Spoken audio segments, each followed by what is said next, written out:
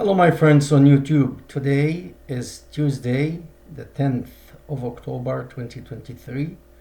I'm sorry I was supposed to make a video last Sunday. However, I was out of town and I was not able to. I came back and something dramatic happened on the 6th of October this year. It's interesting because for those who were born before 1973, 50 years ago, those who are over 50, let's say if you're 60, maybe you recall October 6, 1973,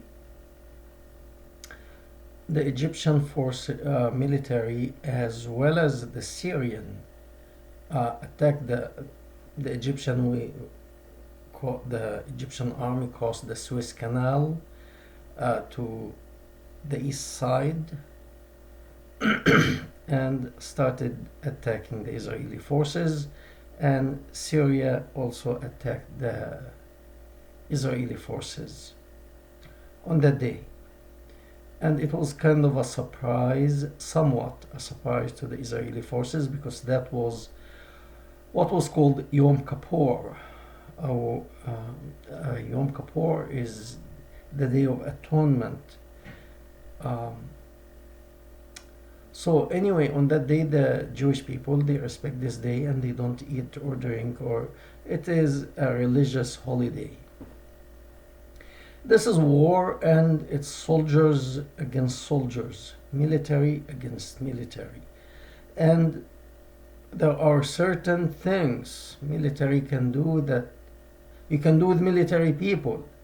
You can arrest them, you can kill them, but you cannot do the same thing with civilians. Anyway, from my own learning, I know that Israel had some information, but they thought it is not credible enough that the Egyptian and the Syrian armies are going to attack. The information was the two armies will attack on October 6 at 6 p.m. But the two countries attacked Israel at 2:05 p.m. However, when we see that operation on the same day, Yom Kippur, 50 years later, the Israeli intelligence, the Mossad, the CIA in America, no one picked up any signal about this sophisticated operation. Hamas, Hezbollah, Fatah, all these organizations are kind of like not that sophisticated. They are, like you could say, they are a bunch of gangsters. So they don't have the same capacity and capability of military that it's organized.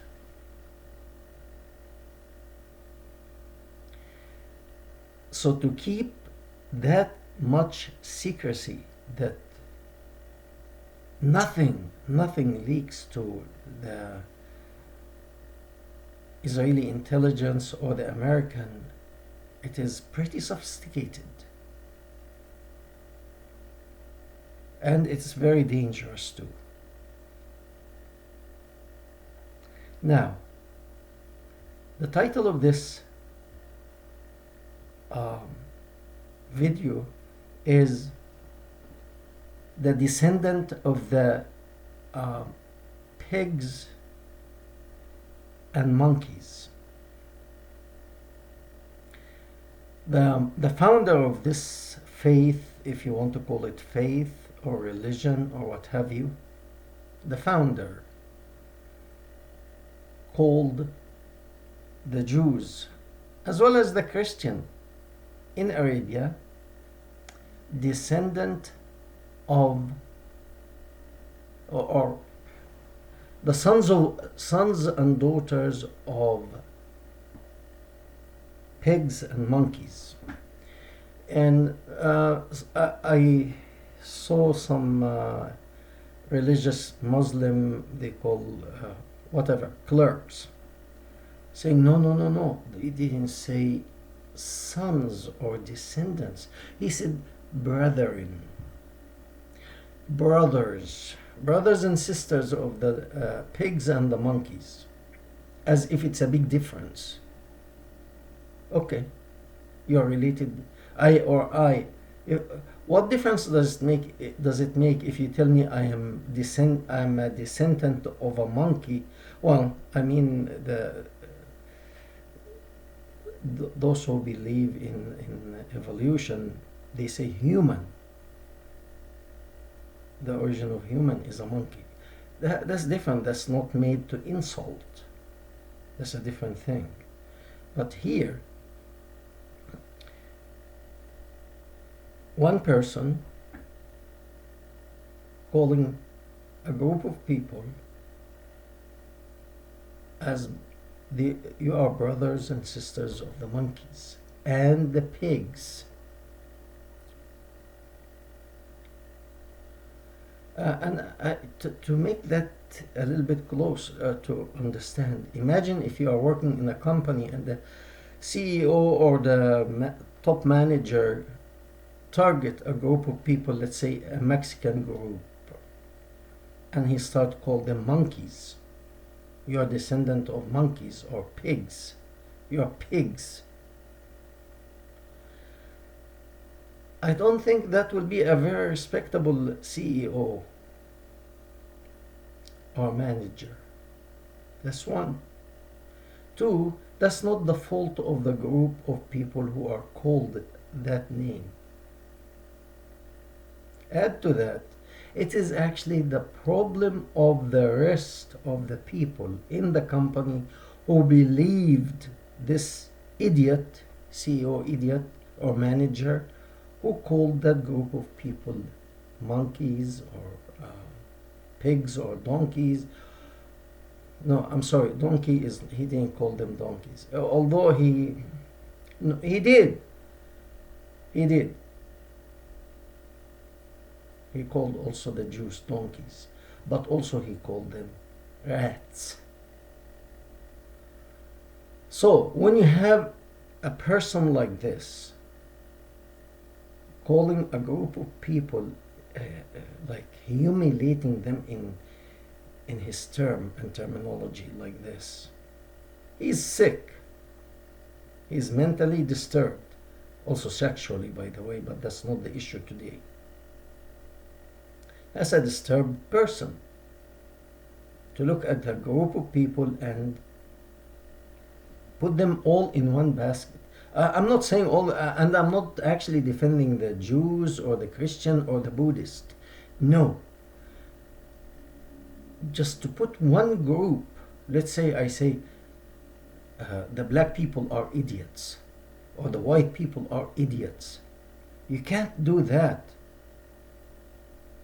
Are there white idiot people? Yes. Are there Egyptian idiots? Yes.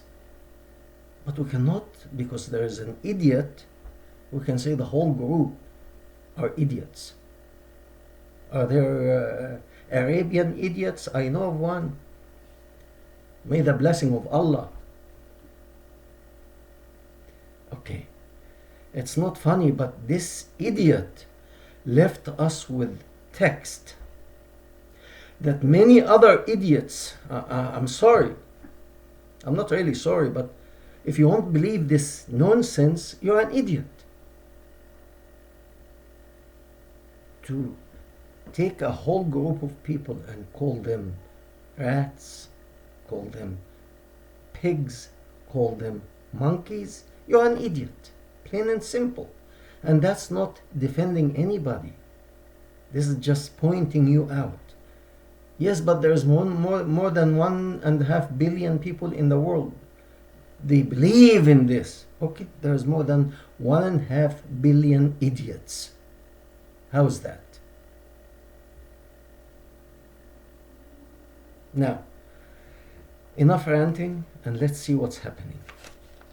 I'm sorry, but it's really, when you see the situation now and what's happening, uh, there's a big hand behind that operation. Because as I said, Hamas, Fatah, Hezbollah, all these groups are a bunch of gangsters. They don't have all that sophistication to keep the lid on that operation, that the Israeli intelligence doesn't pick up anything, or the American intelligence. That is pretty sophisticated. Who is behind that? Iran. In my opinion, it's Iran, and probably also Qatar. Okay? What do you do when you attack civilians and let them, in a way, see hell? What do you think the consequence will be? Well, Iran knows quite well it will be a very strong response. Actually, it's not just a strong response.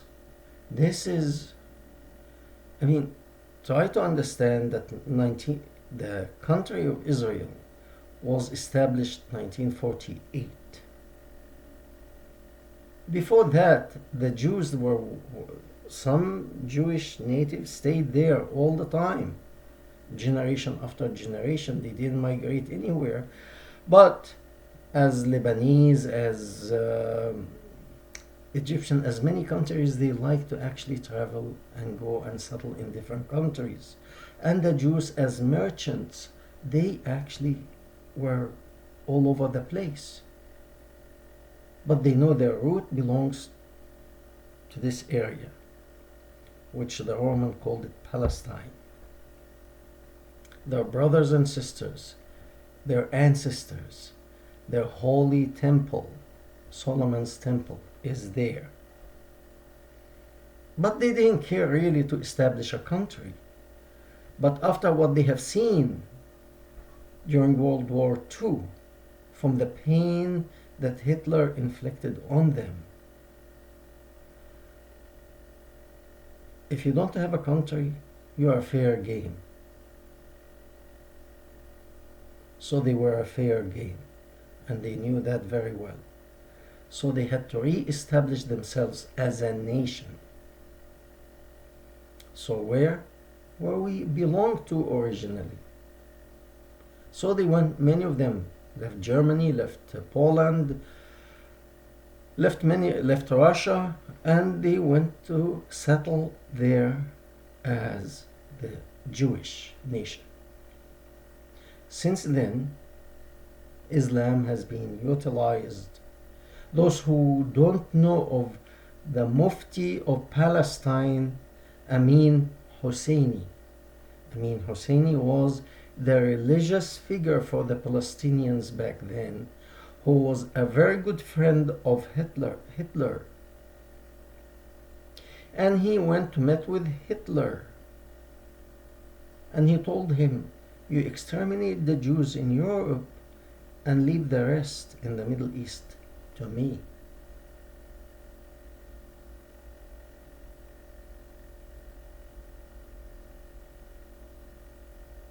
So the idea of, once again, I'm not defending Jews, Christian, Buddhist, Hindus, nobody. I'm just telling you what happened and what's happening today, and where are we going from this point on. As long as we have this mentality that the Quran described the Jewish people as pigs and monkeys, as there is hadith that the founder of this nonsense says that they are rats, their ancestors are rats, a tribe of the Jews. God transform them to rats. As long as this thought is settling in the head of many, that will keep happening. And probably Israel knew that very well.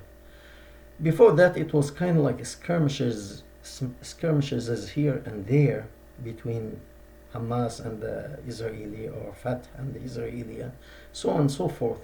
But it was small operation here and there. But this was a grand scale operation.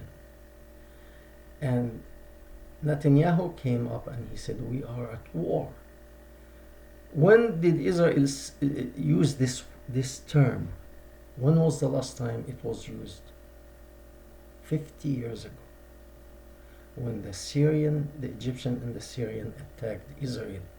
They said, we are at war. Other than that, it was kind of like, you punch me, I punch you, and that's it. It's over. I believe he said we are at war because he knew very well that's not only Hamas operation. There's other countries behind.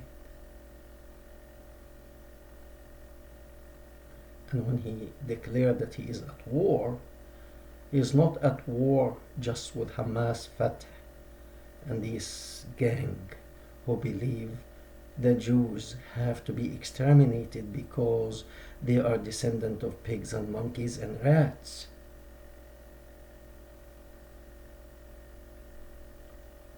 See this nonsense where is taking us as the human race. Bunch of people using this nonsense to try to destroy one another and to destroy humanity. Now, when we see this is happening, what is the end? America also was put on alert that this is not a normal thing. America, that's really terrible, because America didn't even want to be in Ukraine. Now it's Ukraine and Israel, and they send the most sophisticated air carrier near Israel in case if they need assistance with nuclear capability. Why? Because they know Iran has nuclear capability, and in case if they move, they have something to hold them down.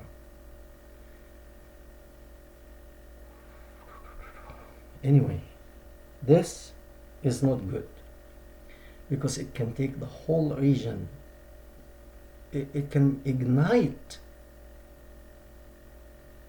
to nuclear confrontation, and the whole area will be wiped out. And as I said in the previous video, in the Arabic video, the living will envy the dead. The living will envy the dead. Why? Because there will be no food, water, shelter, medicine, nothing. It will make Hiroshima and Nagasaki as if it was a skirmish. Kids playing, child's play. Because it will not be only between once Iran enter into the picture, because Iran will enter, because that was calculated, in my opinion, that was calculated to try to twist the Israelis' arm. Okay, we have hostages now, you do this, we give you one hostage. You do that, we give you another hostage. You bow to our demand. But apparently Netanyahu is aware of that, and he said, okay, we will sacrifice the hostages. And probably that's my own opinion. For each hostage, he probably will wipe out a whole neighborhood. Not one person or 10 or 100 or 1,000 or 10,000. A whole town will be flattened.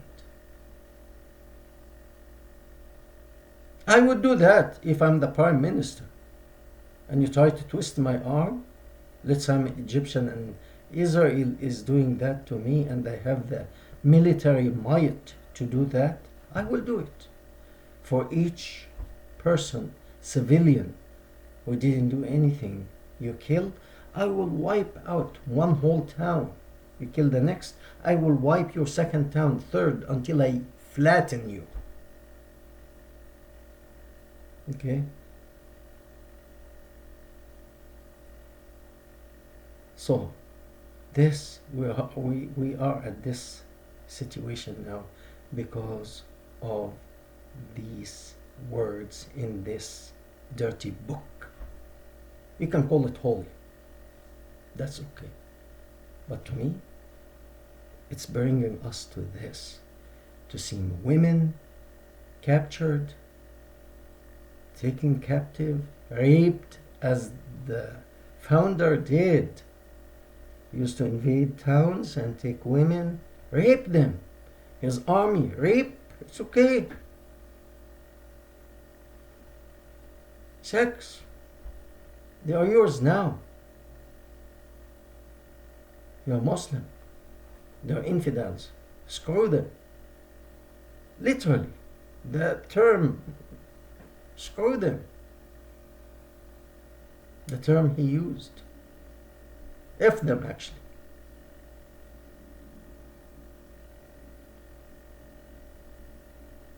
My suggestion here, and probably to many people I'm nobody, that's okay. The Crown Prince of Saudi Arabia, I really don't know where you stand now, but you want to change the region. I suggest you pay money to the religious people in Arabia and in Egypt, Al-Azhar University. These are people, when they are paid generously, they will say anything and everything.